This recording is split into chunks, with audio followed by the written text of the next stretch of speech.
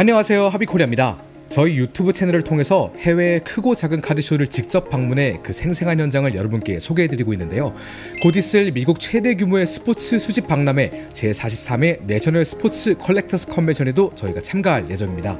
그러다 문득 혹시 이번 내셔널 컨벤션이나 다른 해외 카드쇼를 처음 방문하는 수집가분들께 도움을 드릴 수 있지 않을까 하는 생각에 이번 영상에선 해외 카드쇼에서 유용할 팁과 에티켓을 소개해드리려고 합니다. 먼저 해외 카드쇼가 처음인 분들을 위한 팁, 첫 번째, 반드시 현금을 지참하세요. 미국 카드쇼의 경우 90% 이상이 현금으로 거래가 이루어집니다. 국내처럼 모바일 계좌이체를 이용하기도 꽤 어렵고요. 물론 페이팔로 거래할 수도 있지만 송금 수수료 문제 등 좀 더 복잡한 절차를 거쳐야 되기 때문에 지갑에 충분한 현금을 넣어 가시는 게 좋습니다. 두 번째, 최대한 편한 복장으로 가시는 걸 추천드립니다. 각종 부스를 돌아다니면서 수많은 카드를 구경하고 다양한 이벤트까지 참가하다 보면 하루에 1000보에서 20,000보는 기본인데요. 따라서 편한 옷차림과 신발로 에너지 소모를 최소화하는 게 조금이라도 더 여유있게 카드쇼를 즐기는 비결이 되겠습니다. 번외로 내가 좋아하는 팀이나 선수의 유니폼을 입고 가는 건 사실 그렇게 좋은 생각은 아닐 수도 있습니다. 딜러나 판매자가 내 팬심과 간절함을 알아채고 흥정의 여지를 덜 주게 되는 경향이 없지 않아 있으니까요. 세 번째, 물과 간식을 꼭 챙겨가시기 바랍니다. 카드쇼장 내부에도 자판기나 스낵 코너가 있지만 굳이 찾아야 되는 수고에 가격도 비교적 비싸고 심지어 오래 줄을 서야 되는 경우도 많습니다. 돈과 시간 모두 아끼기 위해서 가방에 생수와 간식을 든든하게 챙겨가시는 걸 추천드리겠습니다. 네 번째로는 타이밍이 중요하다는 건데요. 카드쇼에서는 정말 갖고 싶었던 카드를 발견했지만 가격이 생각보다 만만치 않은 경우가 많습니다.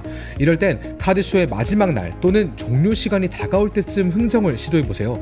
대부분의 딜러들은 전시했던 카드를 하나라도 더 팔고 쇼장을 떠나고 싶어 하기 때문에 카드쇼 초중반에 비해서 여러분의 제안을 받아들일 가능성이 조금 더 클 수 있습니다. 다섯 번째, 트레이드 나잇을 놓치지 마세요.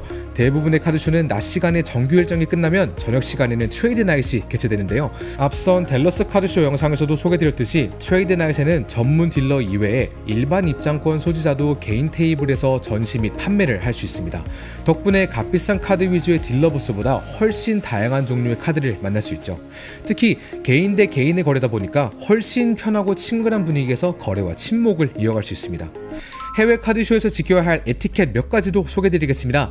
첫 번째로 가장 중요한 것 바로 반가운 인사인데요. 영어가 유창하지 않으시더라도 웃는 얼굴로 hello 정도만 해주셔도 충분합니다. 이어서 I'm from South Korea 아니면 I collect basketball cards 이런 얘기까지 건네면 어색함 없이 친근한 대화를 이어갈 수도 있죠. 그러다 보면 나와 취향과 마음까지 맞는 수집가 친구들을 찾는 행운도 생길 수 있습니다. 두 번째, 카드쇼장은 매장이 아니라 수집가들의 모임이라는 점을 절대 잊지 마세요. 각 부스의 딜러들은 판매자이기 이전에 우리와 같은 취미를 가진 수집가들이기도 합니다. 모두가 이 취미를 즐기기 위해서 모인 자리인 만큼 상호 간의 예의와 배려 있는 태도가 중요합니다.